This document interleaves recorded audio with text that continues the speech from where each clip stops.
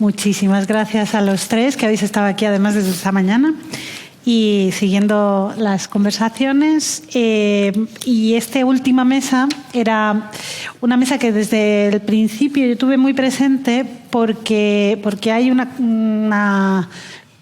en ese rebuscar en el archivo de generaciones aparecía una cosa muy evidente, que era esa fluctuación que había entre perfiles en los diferentes jurados del premio, ¿no? Igual que desaparecían artistas, que lo podemos comentar también ahora, ¿no? Ahí, esta mañana me preguntaba en la comida cuándo había sido el último jurado artista, fue en 2008.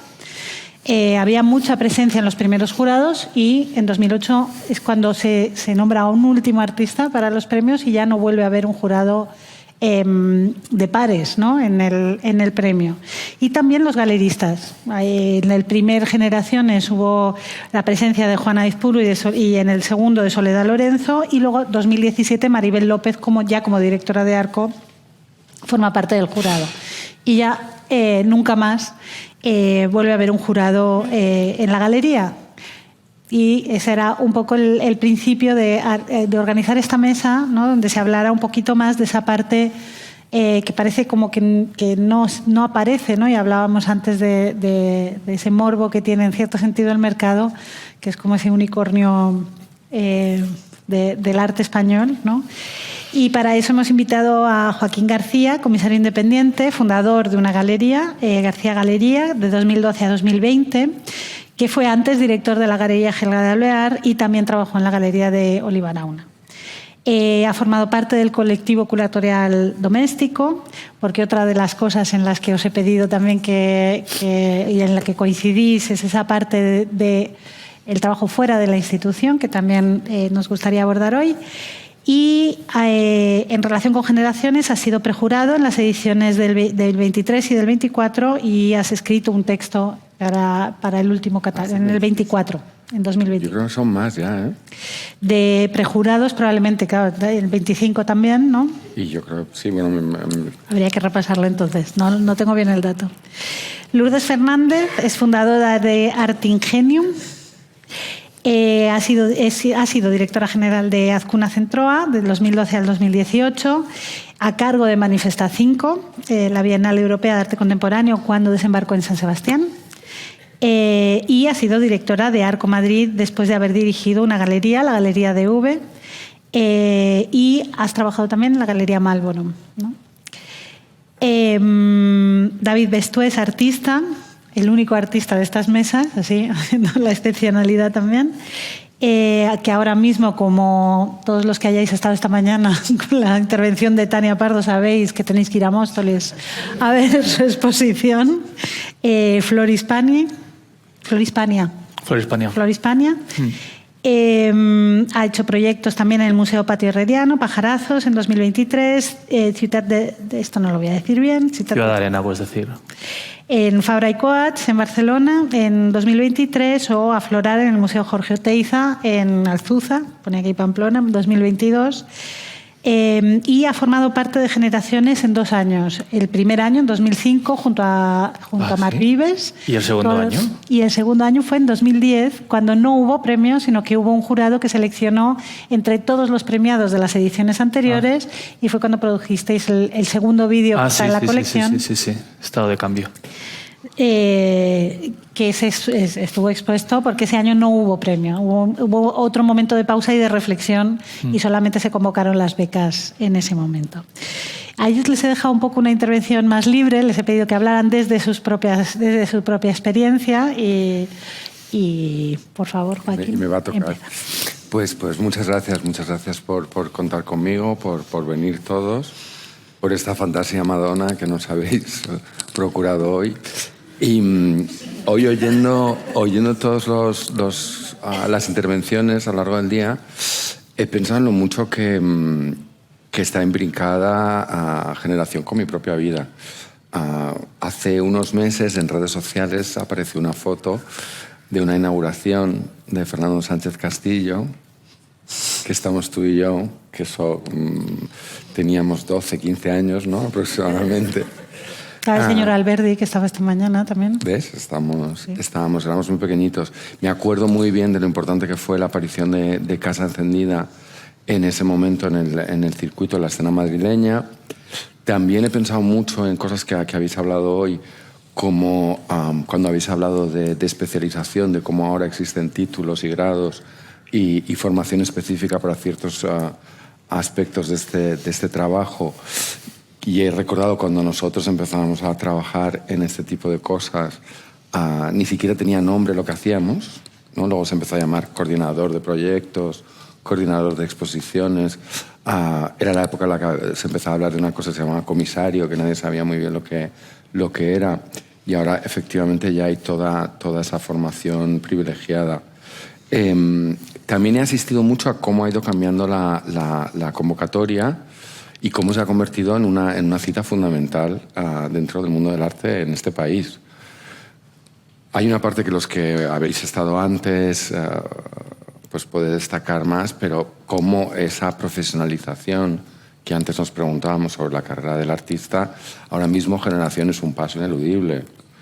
Al principio solo tenías Injuve y luego tenías La Botín en algún momento de tu vida, y ahora Generación es un paso fundamental, ya sea, y no quiero, es un poco pronto para entrar todavía en terrenos más farragosos, ya sea para la supervivencia del artista económicamente porque le provee de una dotación, sino también como una parte curricular que está cubriendo esas partes que antes hacía la academia, quizás, ¿no? En cuanto a validar la carrera del artista.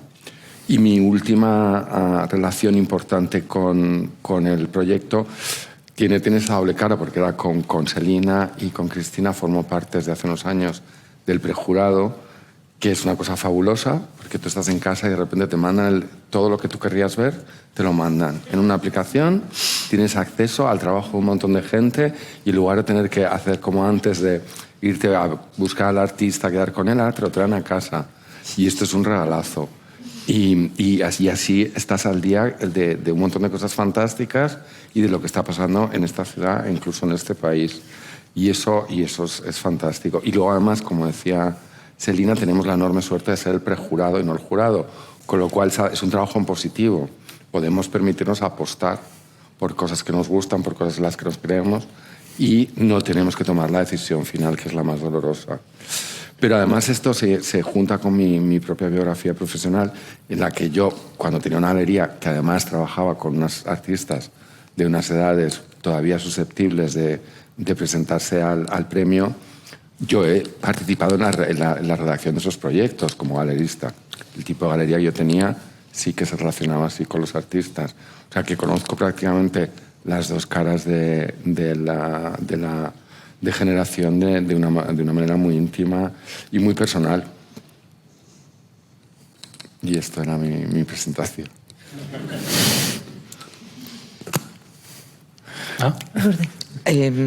Bueno, en primer lugar, muchísimas gracias a la Casa Encendida, a ti, Rocío, por lo que nos has ayudado a hacer esto. También quería dar las gracias a los que habéis hablado antes, porque habéis subido muchísimo el nivel y entonces ahora somos los últimos y encima para hablar de mercado, o sea que es lo más difícil. Pero bueno, dicho eso, en mi caso yo había preparado una introducción que no voy a utilizarla, no, porque creo que no hace falta, creo que se han hablado de muchas de las cosas que habíamos pensado, ¿no?, cuando nos invitasteis. Y para mí el premio Generaciones, sobre todo, creo que lo interesante será en el debate hablar de cómo ha cambiado el mercado o el acercamiento y el desarrollo que puede tener un artista hacia su propia profesionalización, entendiendo como profesionalización no todo lo que habéis dicho anteriormente, que ha sido un debate estupendo, sino también vivir de ello, ¿no? Y que ahí el mercado obviamente entra de lleno. Para mí Generaciones, decía, que es desde la Galería de V, pero también en Azcuna Centro A y también en Arco, ha sido una referencia. Primero, y con esto no voy a hacer patria como esta mañana, pero es verdad que en el premio siempre veíamos el listado para inspirarte, ¿no? Qué gente está ahora, y había cantidad de vascos. Y yo decía, bueno, pues entonces tenemos una buena cantera, podemos elegir, era una forma de tener, incluso para la galería, para el programa de la galería, una legitimización por parte de un jurado que considerábamos de prestigio. Eso por un lado. Por otro lado, creo que esos premios, lo habéis dicho en la mesa anterior, son un trampolín, o pueden ser un trampolín, ¿no?, para que ciertas galerías o ciertos agentes, podríamos decir ahora, pues tengan, se fijen, ¿no?, en esas personas o en esos artistas. Y viendo la exposición esta mañana, también te das cuenta que realmente, creo que lo has dicho tú, Celina, antes, como muchos de ellos han hecho luego una gran carrera. O sea, yo sigo tirando para casa, pero he visto las obras de Nora Aurrecoechea o de Iñaki Gracenea o de, bueno, gente que luego ha tenido una proyección y que cuando se presentaban al premio en Generaciones eran unos babies, ¿no? Con lo cual, creo que ese aspecto del premio, y repito, como antes habéis hablado, no quiero repetirme en todo lo que había preparado de lo que significa un premio, lo que debería significar para la profesionalización de los artistas, pero sí creo que puede ser de gran ayuda. Dicho eso, y luego lo debatiremos, también considero que la profesionalización de los artistas no pasa únicamente por el mercado. Por el mercado pasa que esos artistas tengan ingresos y puedan vivir de ello, pero la profesionalización es mucho más amplio y tiene que ver con la formación, que lo habéis hablado también, y tiene que ver con plataformas que tienen que ayudar a que se desarrolle una línea de trabajo que igual David, como es el artista, lo puede contar mejor. Artista residente. Artista residente. Y bueno, yo creo que con eso, ¿no? Luego hablamos de experiencias o de colectivos o de cómo dar luz a otras prácticas. Vale, pues la verdad es que he ido apuntando muchas cosas y ahora es un caos todos los apuntes que tengo porque o sea, no sé por dónde empezar.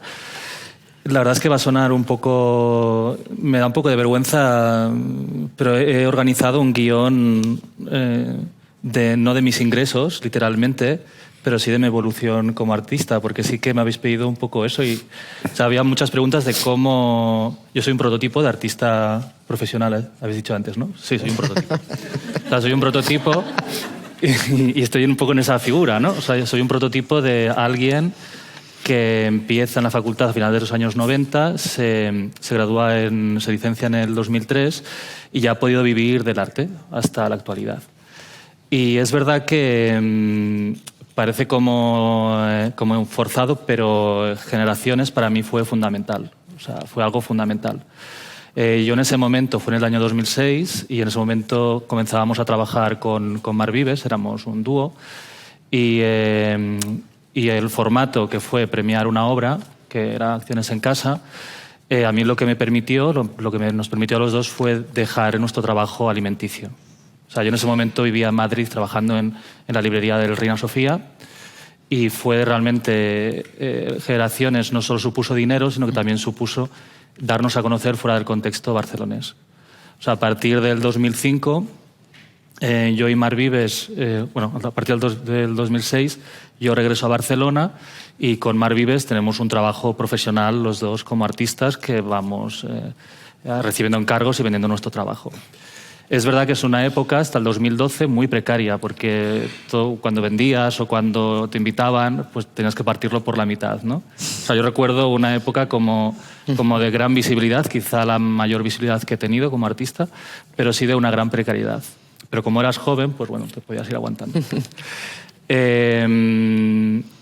2013, que es cuando dejamos de trabajar juntos, es cuando Es que voy a ser así de literal, ¿eh? Sí, sí. ¿Te parece bien? Me parece súper bien. Vale, vale. No, es que creo que ya que es algo que si pones encima de la mesa, habrá gente no que le sé. sorprenda esto, claro. O sea, a partir del 2013 yo hago una exposición individual en Estrain de la Mota, que era la galería que compartíamos con Marc, y eso sí que es verdad que se vendieron algunas piezas, a mí me permitió vivir durante un año, pero ya me di cuenta de que tenía que diversificar mi trabajo y ahí es donde también comienzo pues, a hacer...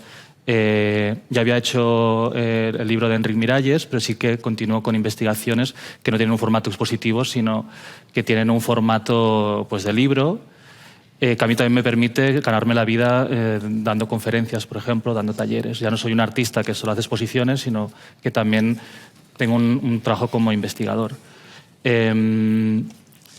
Son años un poco difíciles. 2014, 2015... 2014 fue difícil después de trabajar con Marc y es verdad que en ese momento tenía pareja y quieras o no, tener pareja también me ayudaba. Ahora estoy ahondando muy fuerte, ¿eh? Pero tener pareja te permitía no pagar el alquiler, por ejemplo, ¿no? Si no podías. El 2015 es Barcelona Producció, que es un premio que no es comparable porque es más contexto barcelonés, pero sí que es comparable con la dotación económica, que eso me permitió tener dinero para afianzar mi obra individual. O sea, había hecho alguna cosa anterior, pero el 2015 es cuando hago una instalación individual ya como artista David Bestué. Me va bien, pero yo en ese momento, cuando tienes 35 años, que es cuando acaba Generaciones, yo creo, es uno de los momentos más difíciles como artista, porque se te acaban algunas becas, todo ese empujón de acabar la facultad, ¿no? Que todavía puedes vivir con mucha precariedad, con 35 años todo se va complicando un poco. Pues, por ejemplo, en mi caso ya no tenía pareja y entonces compartir piso, cosas así, pues bueno, con 35 años pues ya no es tan fácil, ¿no? Y eso hace que coja otro trabajo que es de editor de una revista, que era El Estado Mental. Era uno de los editores de esta revista y eso hace que el 2016 venga a Madrid a vivir aquí. Ese fue un momento bastante duro en mi carrera. Yo tenía como alguna residencia, alguna cosa, pero yo no podía vivir de mi trabajo, ¿no? Y ahí viene el Reina Sofía. O sea, fue un momento en el que yo realmente pensaba que mi trabajo ya sería pues, trabajar como periodista o como escritor o algo así. Y en cambio, la exposición en Reina Sofía a mí me permite pues, una consolidación, podríamos decir, ya en el contexto de una galería, ¿no? Que es en ese momento García Galería, que ahí sí que me permite, pues es que voy a ser súper franco, unas ventas, ¿no? Que ya me permite pues, tener un colchón para 1 o 2 años, ¿no? Podríamos decir. Mamma mía, estoy hablando demasiado, pero bueno, es igual. Sí. Después de una exposición tan como esa, a veces también a los artistas también nos pasa que tienes un momento de currar mucho, pero después te quedas súper vacío, porque lo das todo, entre comillas, ¿no? Y después, aunque te digan de hacer cosas y aunque hagas cosas, me acuerdo con Soledad, lo de Centro, ¿no? Que fue 1 año o 2 después, estaba súper agotado. Era como que nada para mí tenía sentido, ¿no? Porque ya lo había metido el sentido en otro lugar. Y no fue momentos de crisis, pero sí que yo tendía hacia otro formato que era el del comisariado. Hay una exposición muy fallida, pero muy bonita, que se llamaba La Plaza, que era intervenciones de artistas en una plaza pública, y ahí es donde se me invita a pensar una exposición para la Fundación Miró de Barcelona, que era una exposición sobre escultura. Llega la pandemia en el 2020, la exposición de la Fundación Miró se retrasa al 2021, y ahí en el 2022 ya comienzo a recibir una serie de exposiciones institucionales cada 2 años, que son las que, por un lado, me han ayudado a tener una regularidad en mi trabajo, que sería pues, La Panera en el 2022, en el 2023 Oteiza, 2024 Fabra y Coats y Patio Herreriano, no se fue 2023, perdona, y este año el K2M. Eso a mí me ha permitido que durante un tiempo, desde la pandemia al 2020 hasta la actualidad, yo no he tenido galería. Y yo he vivido, sobre todo, pues, de tener estas exposiciones institucionales y de dar talleres o pues, de comenzar a la universidad, pero siempre un poco a salto de mata, pero cuando he podido ahorrar dinero me ha permitido trabajar con mucha libertad. El hecho de no tener galería también hace que los artistas trabajen de una manera determinada. Y eso también tiene que ver con algo que antes Susana hablaba de los medios de difusión, ¿no? De Instagram, etc. Eso ha hecho que como artista muchas veces una institución te pida que hagas obras de gran tamaño, instalaciones, pero después como artista tú no puedes después almacenarlas, por ejemplo, ¿no? Incluso no puedes tener un taller tan grande. Entonces yo lo que tenía, mi manera de trabajar cuando he hecho estas exposiciones institucionales ha sido a través, por ejemplo, de Hangar en su momento, que es esta plataforma de producción en Barcelona, que me permitía alquilar espacio grande durante 3 meses o 4 meses, producir piezas como las del Patio Herreriano o otros lugares que eran piezas perecederas que no estaban destinadas al mercado del arte y eran piezas que estaban más plantadas como piezas de gran volumen, de gran tamaño, para ser expuestas, pero que después se deshacían o se destruían acabada la exposición. Entonces, eso me permitía trabajar con poco dinero, ¿no? Destinaba el taller 3 o 4 meses y después ya lo tenía que pagar un almacén.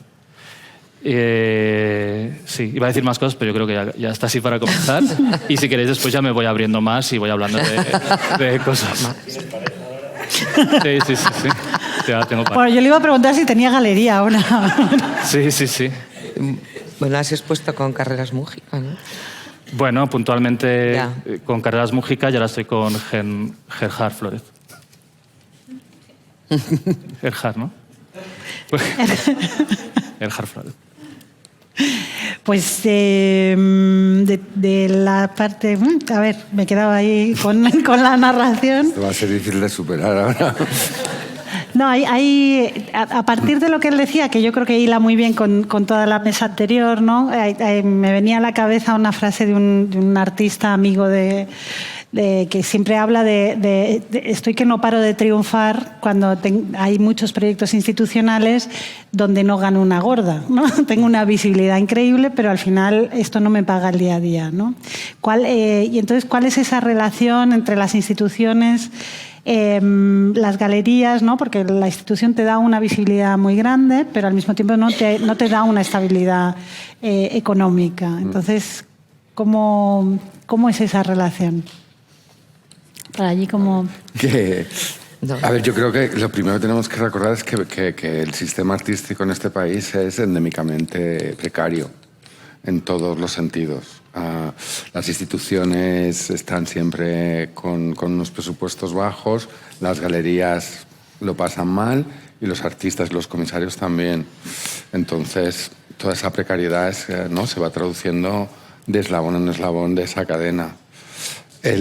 Creo que la narración biográfica de David ha sido muy ilustrativa en cuanto a cómo este tipo de referentes institucionales que nos parecen tan importantes, como decíamos antes, y que son fundamentales como una especie de tótem que tienes que pasar, al mismo tiempo pues son un parche económico, ¿no? Creo que todos los galeristas te van a decir que sus artistas que han pasado por generaciones lo pueden utilizar como elemento validador frente a los coleccionistas. Mola que el artista haya pasado por ahí, pero tampoco vas a venderle muchísimo porque haya pasado por generación o no.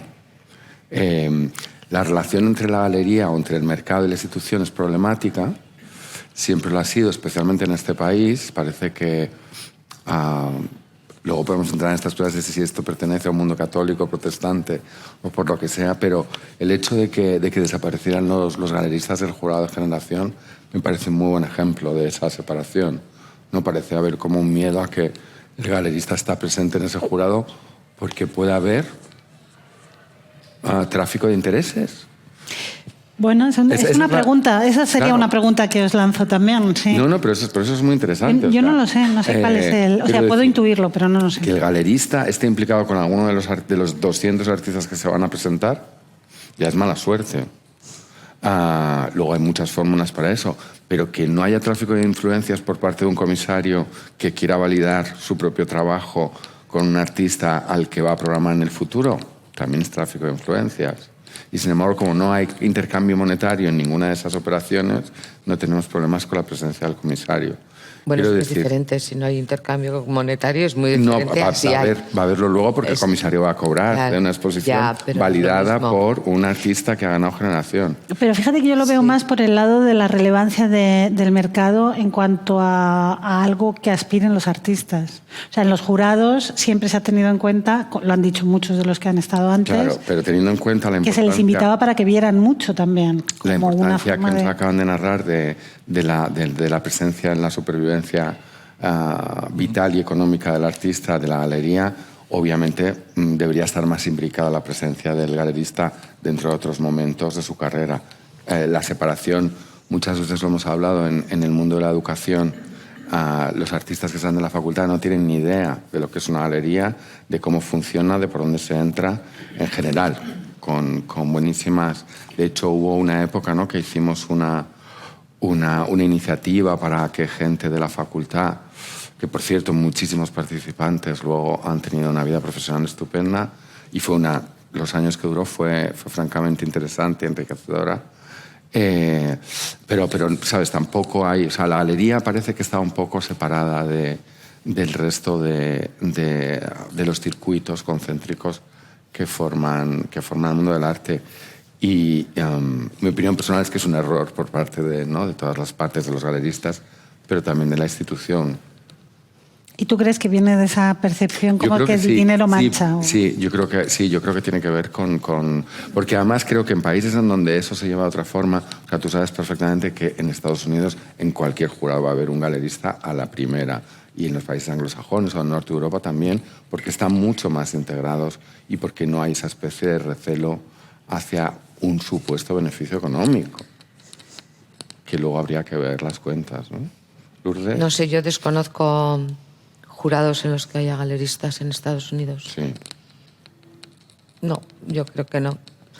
O sea, a mí me parece, quiero decir, yo he sido galerista, he estado en el mercado y lo defiendo a ultranza, pero creo que no es lo mismo. O sea, creo que la legitimación que te da una institución o un premio en este caso, pienso que también el sistema del arte tiene el suficiente abanico de profesionales que van desde críticos de arte, profesores de universidad, comisarios, lo suficientemente informados y conocedores y sabios que pueden elegir a los premiados sin necesidad de que las galerías estén ahí.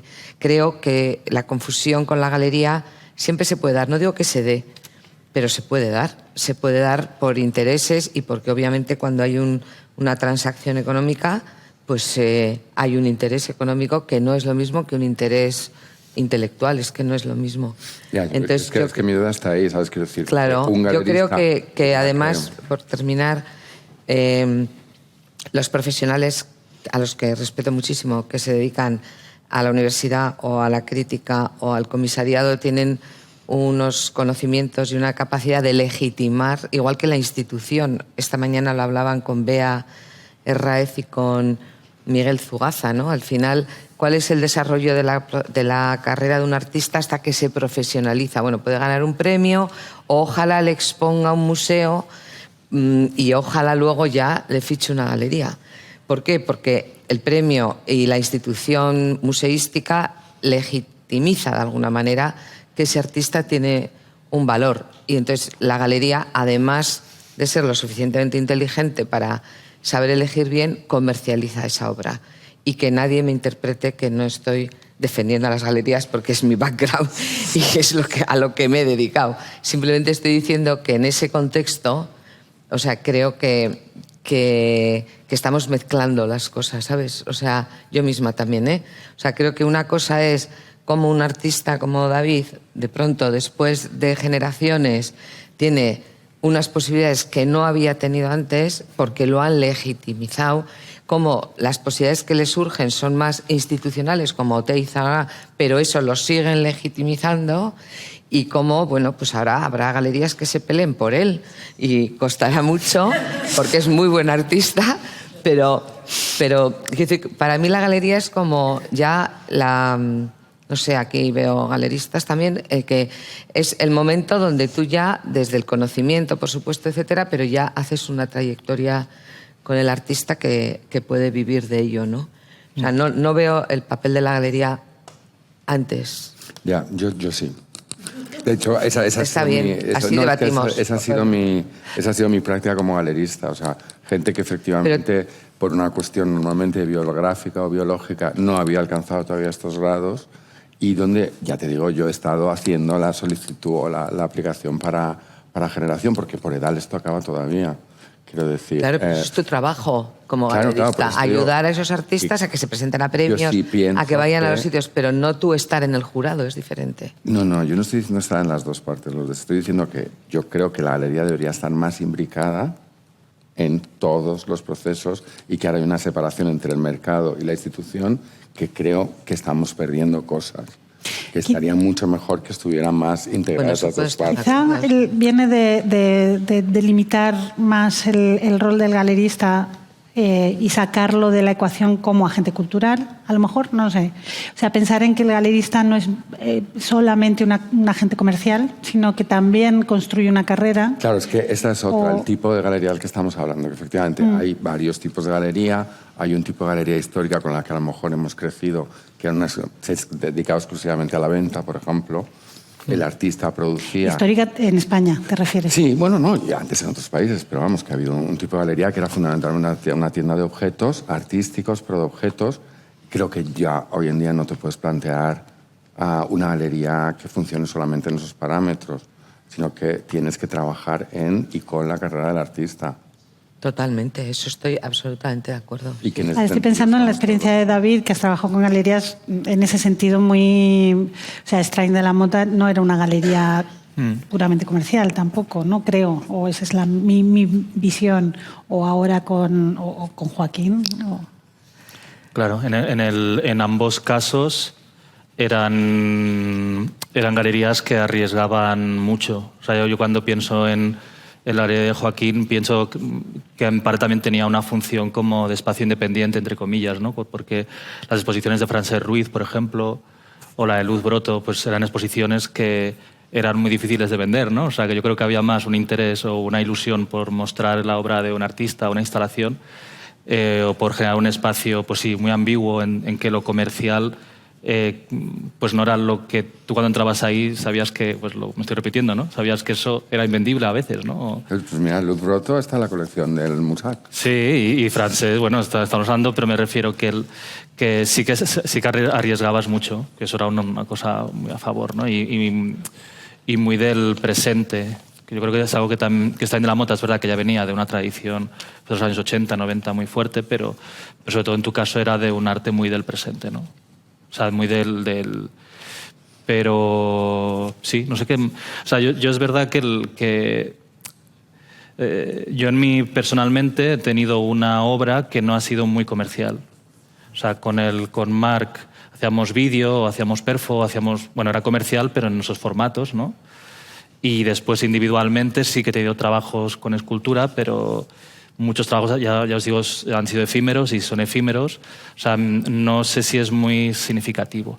Es verdad que yo, al ser de un contexto que creo que también tiene que ver, yo soy de un contexto que es el catalán, que es un contexto no hay tanto tejido galerístico. O sea, tú como cuando eres artista joven en Barcelona no piensas en entrar a una galería, sino que piensas en presentarte, hay un tejido que sí es el de arte joven.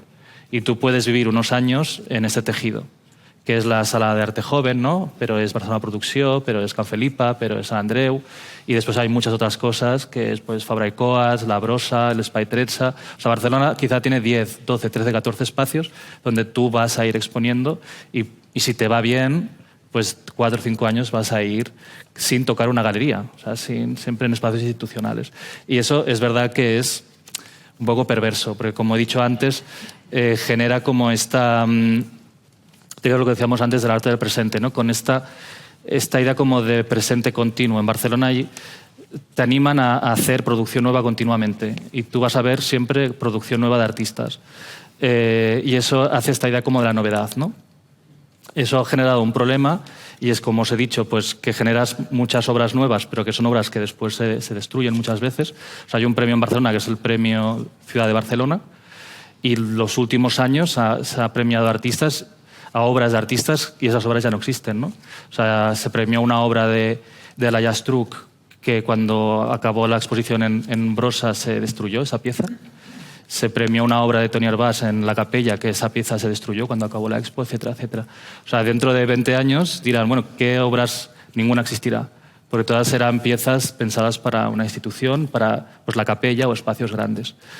Ese es un problema que tenemos, y un problema muy ligado a lo que decíais antes de la crítica.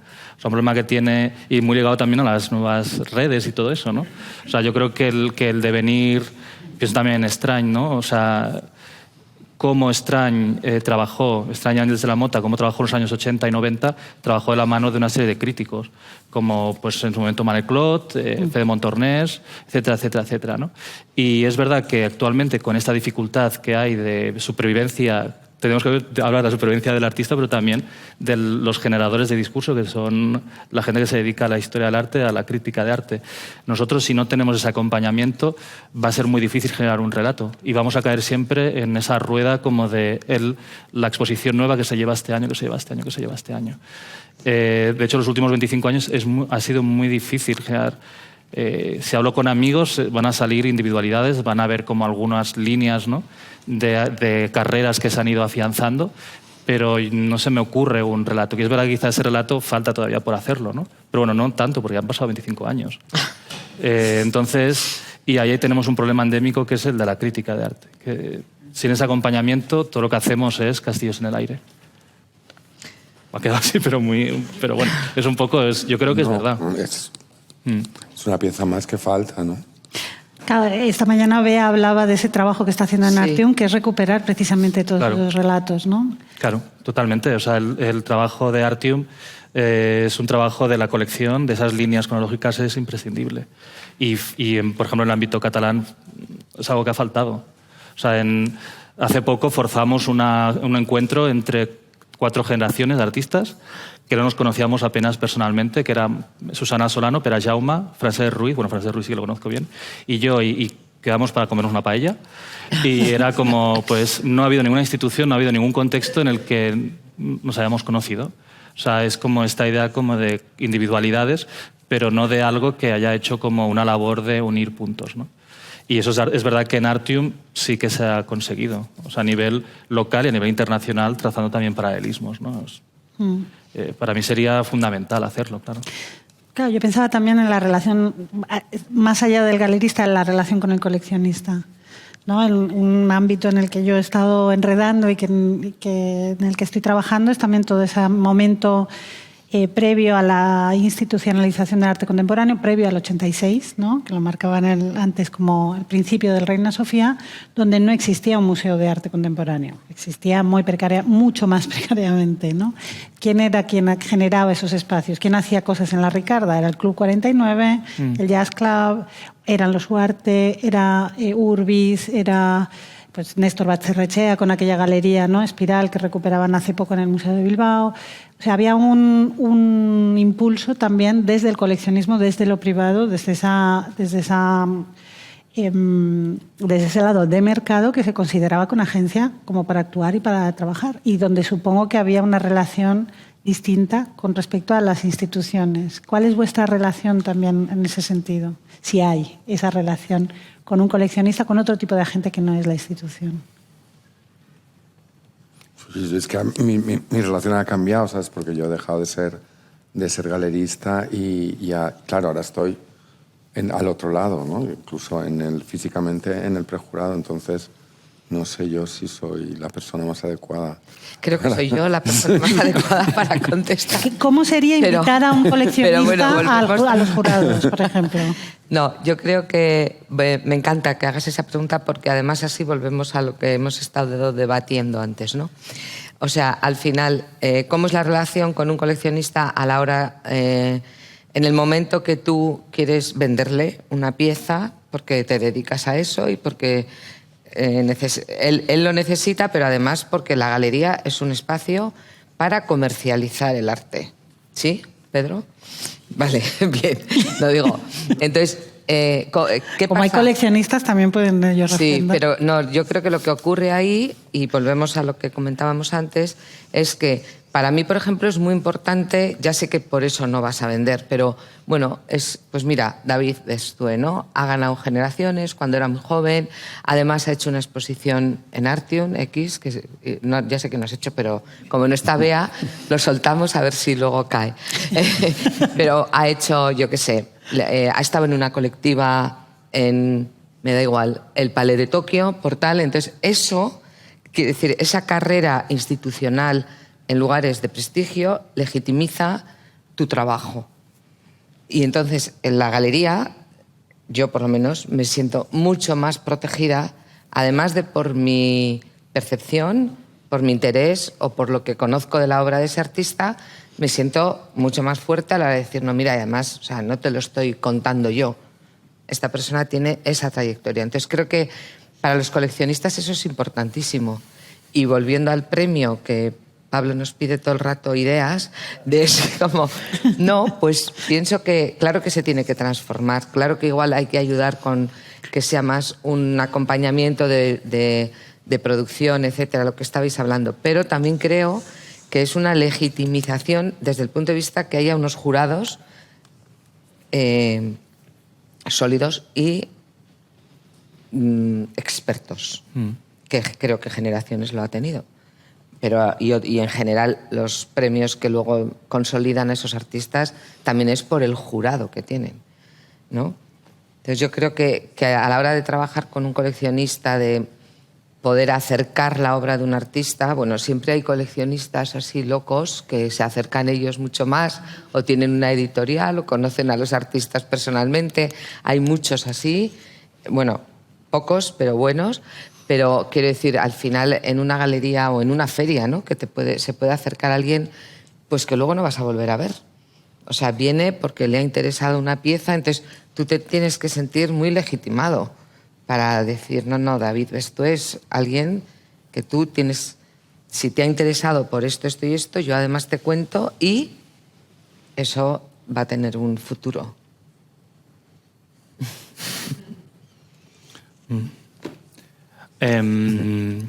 Claro, yo creo que también ha cambiado, bueno, no tengo ni idea, la verdad, o sea, conozco muy poco la evolución del mercado, pero creo que la evolución del mercado, la percepción que tengo es que el mercado del arte es, al menos de un tipo de arte, se ha precarizado un poco, ¿no? Podríamos decir que el arte como inversión ha perdido quizá una parte de la potencia que tenía antes, ¿no? Pienso que el arte quizá antes tenía un poco más de prestigio, ¿no? Pienso en colecciones institucionales o privadas que han ido desarticulándose, etcétera, etcétera, ¿no? Entonces, ¿por qué estoy contando esto? Porque creo... Yo no te he entendido. Vale. Sí, no yo más o menos. En los 80 había un cierto prestigio en coleccionar también institucionalmente. Lo que quiero decir es que, mira, o sea, yo no creo que a mí me compren por inversión. Creo que a mí me compran porque les gusta lo que hago y porque se genera una afinidad. Y creo que esos puntos de afinidades, ¿cómo decirlo? Son muy horizontales. A ver, ¿cómo lo puedo decir? O sea, que yo cuando... A ver, lo voy a decir, ¿eh? Porque porque están los caniche, ¿no? O sea, os ha tocado. No, porque para mí sois, bueno, pues una referencia... Es que claro, es una cosa muy próxima, ¿no? Pero es alguien que... Son dos personas que les gusta mucho el arte.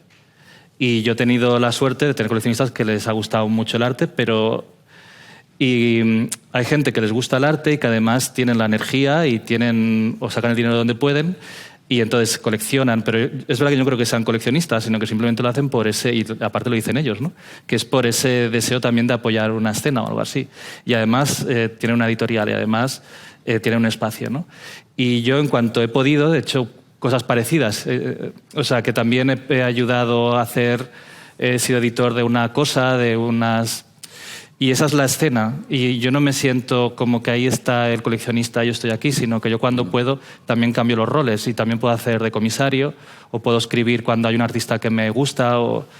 Hace poco hay un artista que me gusta mucho, joven, de Barcelona, y ya estoy pensando en hacer algo.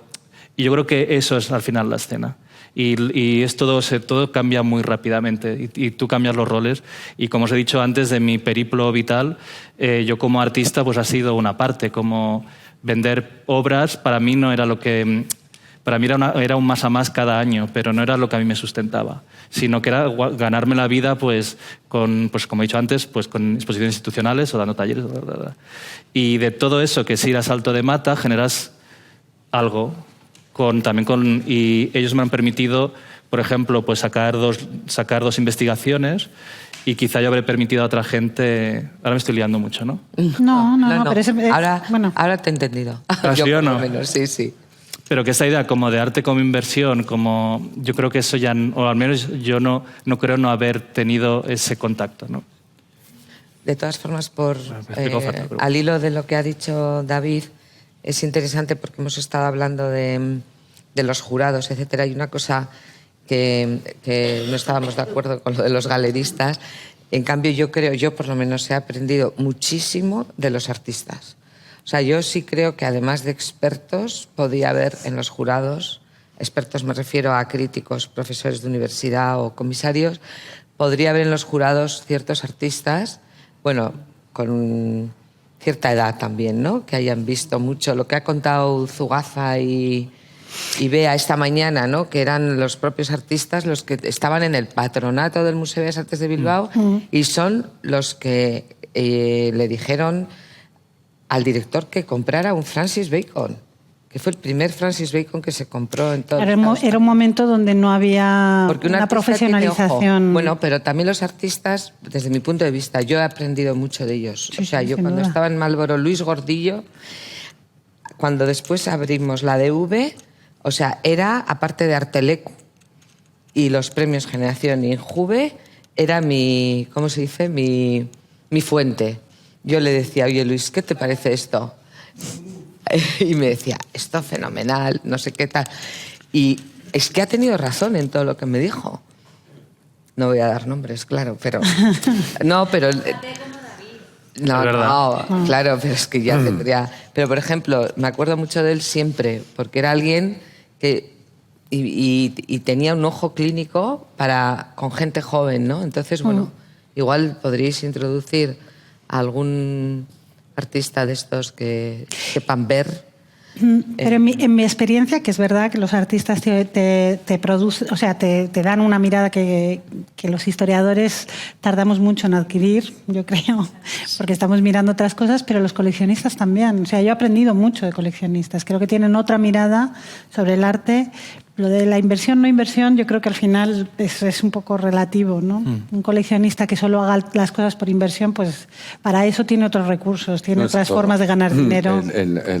Un coleccionista que solo colecciona por inversión, generación no le interesa nada. Claro. Le interesa cuando tenga los de generación 40 años más. Pero sobre todo, si de verdad solo le interesa la inversión, se va a otro tipo de inversiones, ¿sabes? Que son más seguras. Otras inversiones en arte, pero no en este tipo de prácticas. Y ahí sí que, como ha sido mi campo de investigación, yo eso lo tengo clarísimo. O sea, el incentivo económico es muy, muy, muy reducido en todos los casos de filantropía, en muchísimos casos de mecenazgo.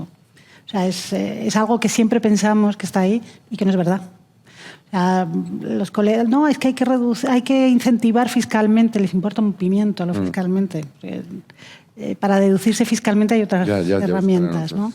Yo creo que eso es algo que tenemos como un mito en España y que como mantenemos ese mito no buscamos otro tipo de medidas, creo. Pero bueno, ya aparte de vender mi libro, no, que yo creo que esa mirada del coleccionista es algo que no se valora o que ha desaparecido también. Desapareció ya antes, en los 80, ¿no? Ese valor del coleccionista que se ha ido ocultando, porque, o sea, todos habéis trabajado como proveedores o como escaparates y sabéis que hay esas colecciones en este país, ¿no? Esas que nunca parece que existen. Las de las que nadie habla. De todas formas, la generación es un muy buen espejo de lo que ha pasado en este país, no solo por los nombres que han pasado por la iniciativa, sino también los cambios de los que hemos hablado todo el día, de cómo pues al principio había esas bases tan cerradas de grabado, fotografía, nuevos medios, y cómo todo eso ha ido cambiando a medida que ha ido cambiando el conocimiento y la práctica. ¿Sabes? Hace 25 años este país estaba regulándose después de muchos años donde había habido un retraso respecto a instituciones y lenguajes que no terminaban de funcionar o de tener acceso. Entonces, claro, hace 25 años pues eso dividías entre fotografía, escultura, pintura y probablemente bodegón y paisaje. Poco a poco eso ha ido cambiando, como ha ido cambiando la práctica artística. Ahora, efectivamente, pues tenemos unas bases sobre proyectos que a lo mejor notamos ya que, sabes, que no terminan de cubrir todas las posibilidades porque son precisamente demasiado proyectuales y efectivamente crean estos problemas que hemos dicho sobre esas necesidades expositivas al final del premio, que quizás están cerrando otros caminos, etcétera, etcétera, ¿no? Pero al final, Generación es un resumen buenísimo de lo que ha pasado en el arte español en los últimos 25 años. Precisamente, no solo por los nombres, sino también por cómo se ha ido formulando. Habría esa segunda parte que os comentaba también a través y también desde 3 contextos muy distintos. Antes, en las mesas anteriores se premiaba mucho la situación de privilegio del País Vasco y Cataluña por esa red institucional que cubría todo, ¿no? Y ahora parece que se revierte, ¿no? Que esa situación, en cuanto a lo que estamos hablando ahora, es inversa, ¿no? La escena de galerías es mejor, o no sé si decirlo así, o vosotros lo decís, no es tan boyante, ¿no? No lo sé en el País Vasco. No hay galerías, hay una. Hay una. Pero también con respecto a los espacios independientes, que me parece interesante, ¿no? Que también, o sea, es una experiencia que compartimos Joaquín y yo en Madrid, ¿no? Cuando éramos más jóvenes y hacíamos esos proyectos más pop-ups, los llamarían ahora, no lo sé. Y tú también has tenido un espacio a través de la revista o que de hecho presentasteis en uno de los casos en el espacio que teníamos en ventas. Bueno, y también lo que me comentabas tú en la Alhóndiga, ¿no? Cuando hicisteis esos espacios, ese sostén institucional, que por ejemplo, claro, yo la situación de Cataluña la conozco menos, pero es verdad que en el País Vasco ha habido desde lo institucional un sustento de lo independiente, ¿no? Que es un caso también particular. Como dar otra voz que no es necesariamente la institucional y abrir ese espacio también. Empieza tú. Me toca.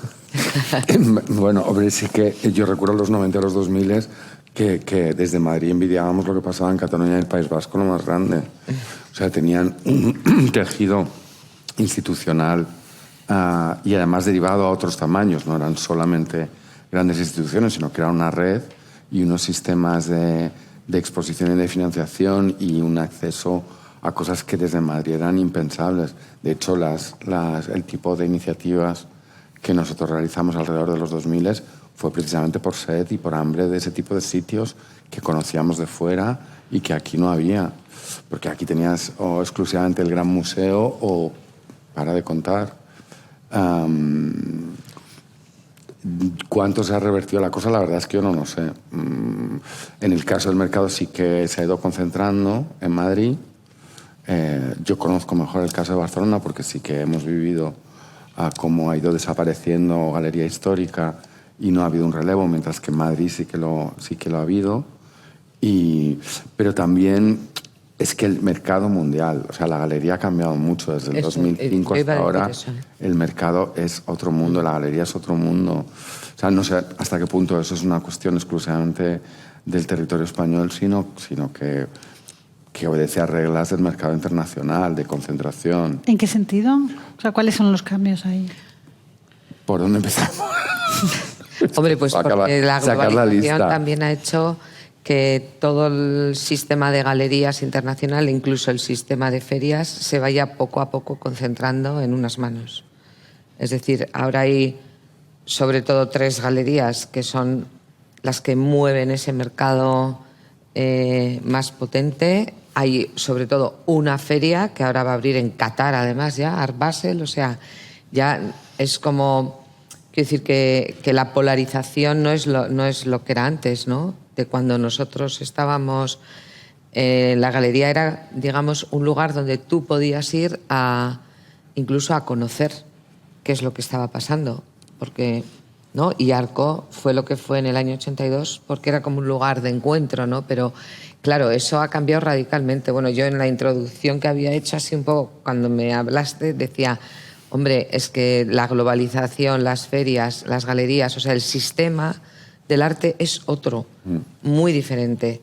Lo cual no quiere decir que la galería no tenga un rol increíble, porque lo sigue teniendo como espacio y lugar de exhibición, ¿no? Porque no vas a ir a los estudios, ni que esta mañana habéis hablado también el tema de Instagram, que bueno, igual los artistas entre ellos pueden crear una comunidad a través de Instagram. Yo conozco mucha gente y muchos coleccionistas que se informan por Instagram, pero nunca compran por Instagram. Quiero decir, al final tienen o que ir al estudio, o que ir a la feria, o ir a la galería, o sea, ver físicamente la pieza, ¿no?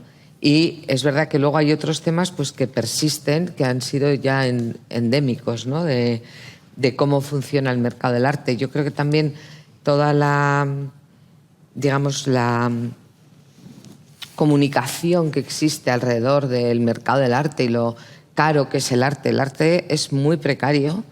Los artistas no son tan caros, lo que pasa es que lo que aparece en los medios de comunicación son las subastas, los millones que ha podido costar. Siempre pongo el mismo ejemplo. Andy Warhol vendió un retrato de Mao Zedong en $3 millones en una subasta en Hong Kong. Claro, con que hubiera 5 chinos pujando, eso no quiere decir que los retratos o cualquier cuadro de ese tamaño de Andy Warhol valga incluso hoy $3 millones. ¿Por qué? Porque si tú pones la silla eléctrica y lo pones en una galería, pues es 1.200.000. Eso es así, o sea, lo podéis ver. Quiero decir, entonces, digamos como que hay una comunicación sobre el mercado del arte, sobre expuesta de los precios, pues se supone que si eres artista y además más o menos conocido y tal, nadie va a pensar la precariedad en la que has podido estar muchos años, ¿no? O si tienes una galería, se supone que entonces ya te forras, cuando las galerías tienen que pelear cada día para salir adelante, para tener el local, para pagar el ir a una feria, para pagar los transportes, para poder ayudar a producir, porque ahora hay que ayudar a producir al artista. O sea, entonces digamos que ese sistema de mercado ha cambiado radicalmente, pero radicalmente. No sé si a mejor o a peor, es distinto. Yo creo que, Celina lo decía antes, como que nos tendremos que adaptar también, ¿no? La gente joven, que no habéis dicho nada, los pocos jóvenes que estáis, pero igual vuestra forma de relación es otra, o de acceso a todo ello es otra, pero bueno, pues es la que hay ahora. No, igual que decíamos que ha cambiado la convocatoria, ha cambiado el mercado. Pero sí que los últimos 10 años, 15 años, es un cambio muchísimo más fuerte que los 20 anteriores o los 30 anteriores. Claro, pero ahora estabas diciendo, yo lo había dejado ya aparcado, iba a salir de este tema, pero donde la galería ahora está apoyando los proyectos institucionales. Está produciendo para los proyectos institucionales, sí. Está pagando las salidas a bienales, etcétera, de los artistas, pero pero el rol sigue siendo, esto no lo sabe nadie, ¿no? No se publicita tanto, porque parece como que es... Bueno, yo creo que las galerías que pueden hacer. Claro, obviamente, pero bueno, es un rol de las galerías. Algunas galerías, normalmente las mismas galerías. Por eso. Sí que es verdad que hay una intervención por parte de cierto tipo de galería, que es el que ha triunfado en los cambios que se han producido en los últimos 15 años, está interviniendo en las programaciones públicas y la institución, fundamentalmente supliendo una falta de fondos que ahora sufre la institución y dándoles programación a cambio de una validación de un producto que no la debería tener. El otro día venía en el New York Times, la primavera de Nueva York. Todos los museos tienen una artista de Hauser & Wirth. Pero como no me lo he inventado yo. Como decía Lourdes antes, no es cualquier galería, son 3 galerías. Claro. Y bueno, y yendo a nuestro contexto, me da lo mismo. O sea, algunas galerías igual pueden ayudar a producir obra, porque son galerías que tienen músculo. Y bueno, pues Carreras Mújica es una galería que tiene músculo. Tiene músculo porque también tiene un tipo de mercado, aparte de lo que hace como exposiciones, que le permite tener ese músculo. Entonces, bueno, pues tú puedes apoyar a un artista con una producción X, pero no es tan fácil esa situación. Si vas a cualquier otra galería, no pueden pueden apoyarle, pueden... Es lo que te quería decir antes. O sea, que decir, una cosa es ayudar en la gestión, en apoyar al artista y en facilitarle todo, y otra ya es tú poner dinero, adelantar dinero de algo que luego igual nunca vas a recuperar. No, yo me refería más a crear contexto, también Sí, dinero, claro. ¿no? Pero también creas contexto, discurso, haces otro tipo de trabajo, ¿no? También desde los espacios más independientes. Supongo que cuando tú trabajaste en ese tipo de proyectos buscabas otro contexto en el que presentar tu propio, o donde ponerte tú. Bueno, es como comentaba antes, ¿no? Es abrir espacios de exhibición de una forma como muy ágil, ¿no? O sea, en Barcelona, ahora hablando de ese contexto, que es un poco también lo que me pediste, Sí. hay una gran institucionalización, ¿no? Hay muchos espacios públicos o privados, pero abiertos, ¿no? Sobre todo, pues como hemos dicho antes, enfocados en... También creo que es porque no tienen ese músculo que tiene Madrid. Me refiero, pues muy pocas instituciones de Barcelona podrían hacer las expos del Thyssen o del Prado, ¿no? Pues muy pocas, casi ninguna, ¿no? Entonces lo que hacen es apostar por ese arte más del presente, ¿no? O no pueden... Es una cosa como muy... Es que al final es súper lógico, ¿no? Eso ha hecho que haya una escena muy grande de artistas, ¿no? Porque se puede vivir en Barcelona con este circuito. Y también ha hecho que de alguna manera haya más precariedad, porque hay más artistas y... Entonces sí que se han abierto, pero yo creo que como sucede siempre, ¿no? Van abriendo espacios, algunos milagrosamente aguantan muchos años, como Hull House, ¿no? Y otros pues abren, dan ese punto de visibilidad y van cerrando. Yo creo que incluso experiencia propia, ¿no? O sea, cuando he abierto alguna cosa o he hecho alguna... pues te acabas quemando, ¿no? Pero eso forma parte del proyecto, ¿no? Dar mucha energía para que algo suceda un año o dos y después ya deja de suceder.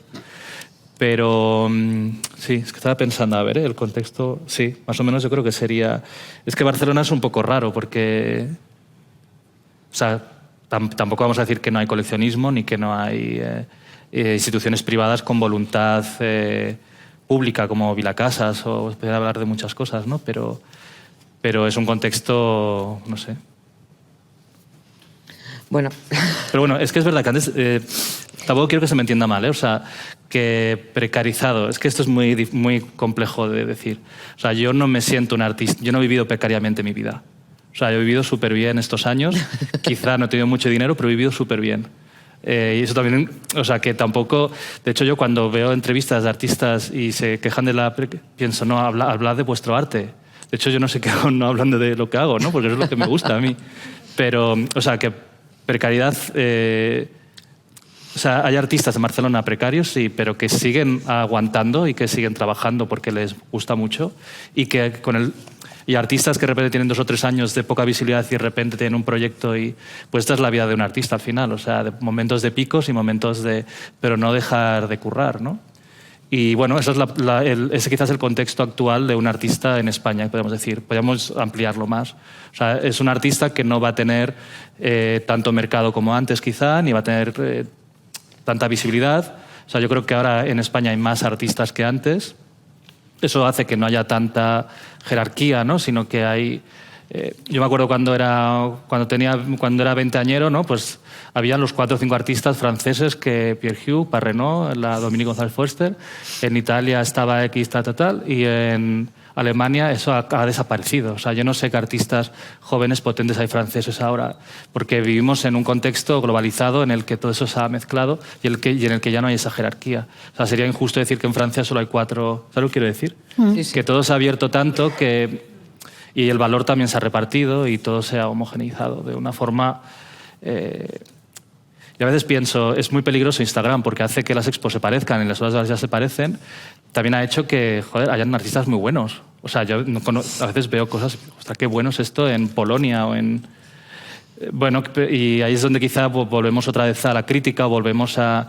Instagram y estas herramientas han hecho que el arte quizá tenga un componente visual muy fuerte o una narrativa o un discurso muy rápido. Y quizá necesitamos gente que nos explique qué hay de eso, ¿no? Que nos dé un poco de fibra, que es lo que decíamos antes de falta un contexto crítico, me estoy repitiendo, pero que falta algo en ese contexto, ¿no? No sé. No, yo creo que va a ser la conclusión del día porque ha aparecido en todas las conversaciones la desaparición de la crítica, que tiene que ver con la desaparición de los medios en los que aparecía la crítica, pero también con los tiempos que le dedicábamos a eso.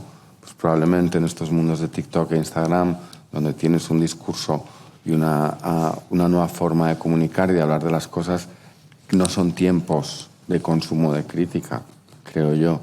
Es que no quiero ponerme muy en papel viejuno, ¿sabes? Es que ahora, ¿sabes? No leen y tal, pero es verdad, ¿sabes? En definitiva es verdad, ¿sabes? Bueno, los hay que leen, no los hay que no. El espacio para la reflexión en un vídeo de Instagram o de TikTok, pues churrida para lo que da. Y luego pues ha desaparecido el 95% de la prensa en donde ocurría, o del tipo de publicaciones donde ocurría la crítica. La separación entre la academia y el mundo práctico del arte es mayor cada vez, ¿no? Estamos diciendo, y efectivamente ese es un espacio que no solo es el validador, como venimos diciendo, sino también el de reflexión, que es muy importante. Lo habéis nombrado en otras conversaciones, en los prejurados vemos mucho las trends del año, o sea, aparte de lo que decíamos antes, que decía Soledad, de pues temas como el cambio climático, que es una preocupación que obviamente tenemos todos. No me refiero ni siquiera a eso, me refiero a trends, ¿no? Hay cada año encontramos una, ¿no? O sea, hace 2 años la menstruación, ¿no? O sea, es un ejemplo bastante radical, sí, pero tiene que ver, pero es claro. que era una barbaridad que uno de cada 3 o 4 proyectos era sobre esto. Y luego desaparece, al año siguiente ya ni, ¿sabes? Todos tenemos, ¿no? Eso pasa incluso, me acuerdo, no sé, Vanessa se ha ido, ¿no? Pero en Inéditos siempre había como un artista que se repetía continuamente en todas las propuestas de Inéditos. Sí. Español, o sea, Sí. no necesariamente. Y de repente ahí veías como dónde estaba el hype, ¿no? Claro, entonces, o sea, por ejemplo, ahora también hay ciertos lenguajes, ¿no? Este año hemos detectado mucha obra muy parecida a cierta artista que mola mucho y que nos gusta mucho y que está teniendo mucha visibilidad en los últimos años, y era una pasada porque nos hemos encontrado de 250 a lo mejor 40 dosieres que era, joder, se presenta, pues no tiene edad, no, que no sé ella, ¿sabes?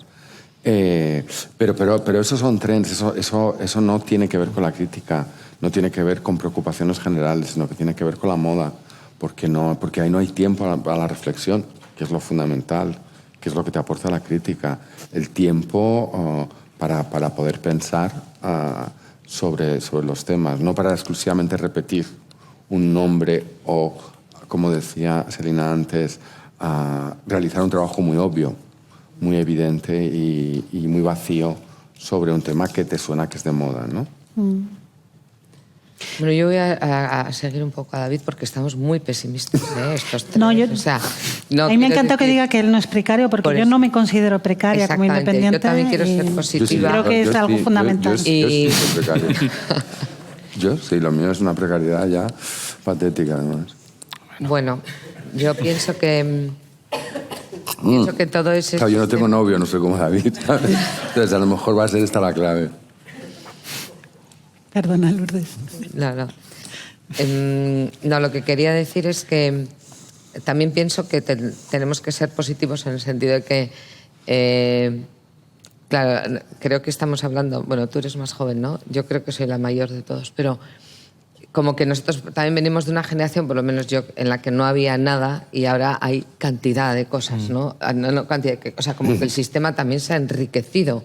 Entonces, bueno, la posibilidad que me has dicho antes, ¿no? De hacer ciertas prácticas desde la institución también que puede ayudar a los artistas, pues es más fácil. Ya sé que no es lo que nos encantaría, ni somos Londres, ni nada, pero yo hablo desde nuestro pequeño país, que es el País Vasco, que me vais a decir que también tal, pero bueno, por ejemplo, nosotros desde Azcuna Centro A, una cosa que fue maravillosa y que fue una idea también en un diálogo con Bulego A. Bulego A es una oficina, Bulego A es oficina en euskera aparte, pero bueno, es un colectivo donde antes estaban 4 personas, ahora están 3, que son básicamente comisarias o profesoras de la universidad.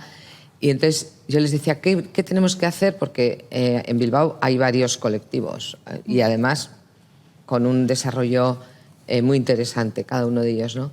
Ellas me dijeron, bueno, pues podemos ser el colectivo residente. Y yo dije, me encanta, pues os venís a residir aquí un año. Y entonces creamos esta idea del colectivo residente, que ellas, pues el primer año lo hicieron, se llamaba El Contrato, y digamos que su final fue una exposición. Pero es que el siguiente colectivo fueron las de Estudio Pez, que hicieron un prototipo para llevar por los barrios de Bilbao. El siguiente fue con Sony, que hicieron la radio. O sea, quiero decir que también la institución, teniendo, digamos, ciertos medios, puede ayudar a que haya una red que está funcionando en la ciudad y no solamente ser, como hemos sido siempre tan verticales, ¿no? De, bueno, nosotros somos la institución, entonces la institución va a hacer exposiciones, teatro, danza y no sé qué más. Pues no, o sea, yo creo que hay redes ahora independientes y sobre todo con artistas, o por ejemplo esta que os he dicho, Bulegua, o con Sony, que es también, ahora es una editorial, pero bueno, nació más como una producción. Ellos te pueden dar no solamente ideas, es que es realizar lo que hacen fuera de, pues porque al final es un dinero que si no se va a utilizar únicamente en lo que el director o la directora, en este caso, piensa que se tiene que utilizar. Y creo que pongo ese ejemplo porque fue una idea de ellas y se sigue haciendo, ¿no?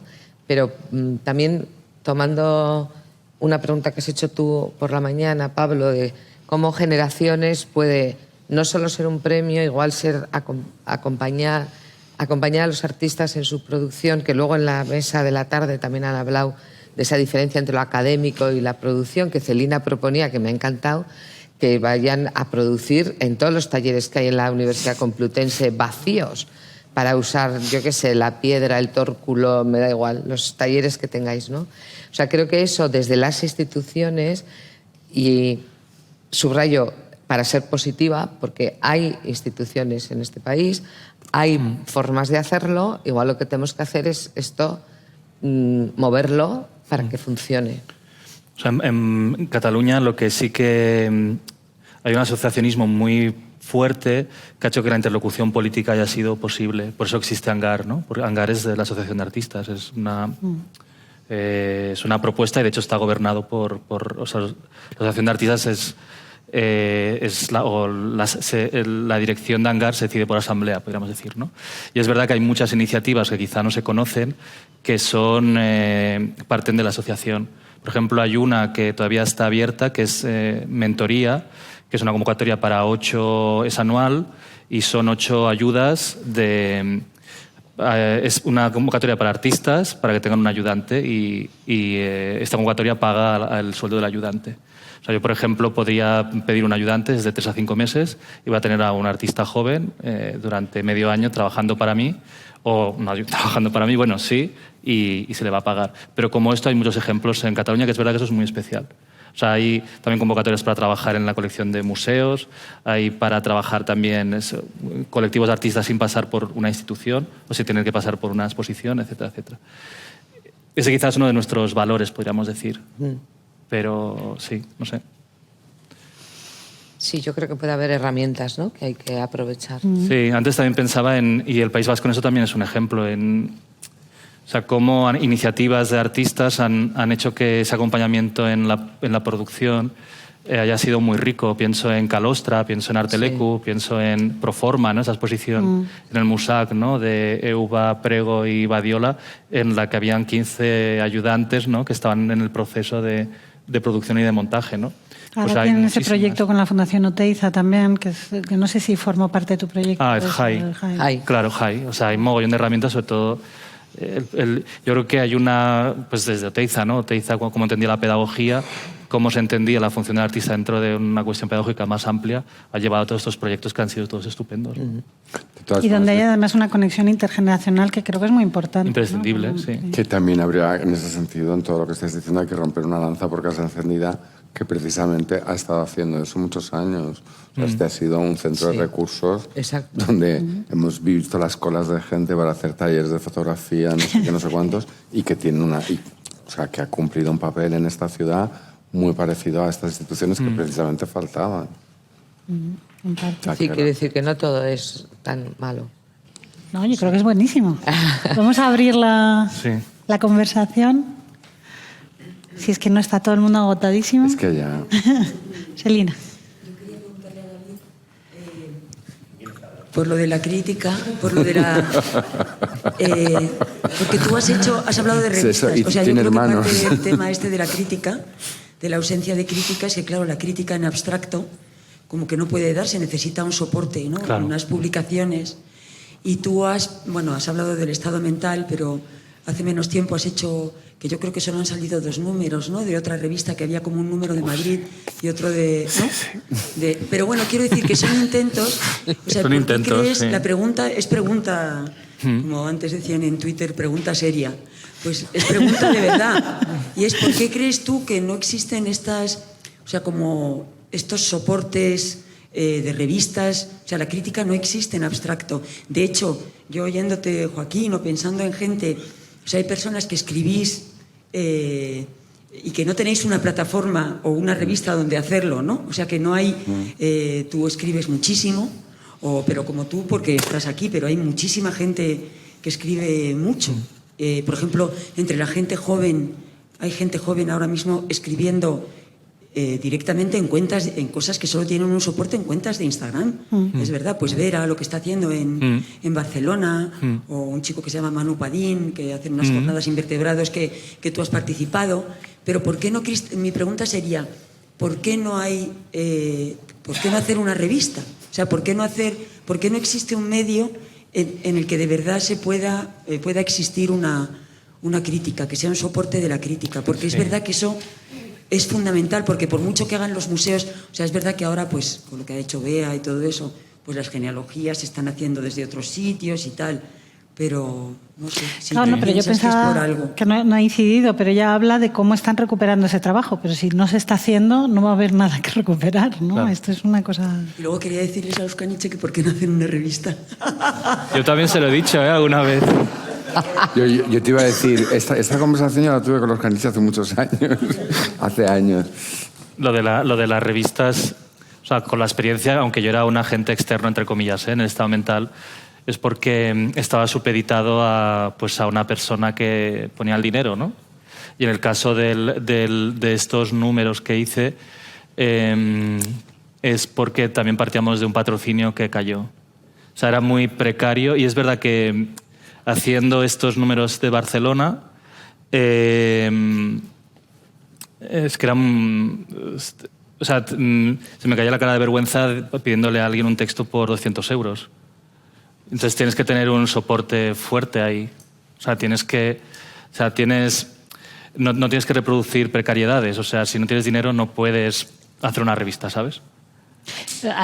O sea, Lápiz Exit sigue existiendo. He dicho Lápiz, me he vuelto atrás. Exit sigue existiendo. ADES sigue publicando. ADES sigue existiendo, pero también muy precario. Pero es que sabemos efectivamente... Bueno, pero ¿por qué es muy precario? Porque no hay patrocinio. Porque no hay dinero. público. No, porque no hay dinero. No hay lectores. No. Yo creo que el primero no hay. A ver, yo creo que sí que hay lectores. Yo ADES antes lo habéis también hablado creo, ya. Pero si hubiera Pero lectores, habría más publicidad.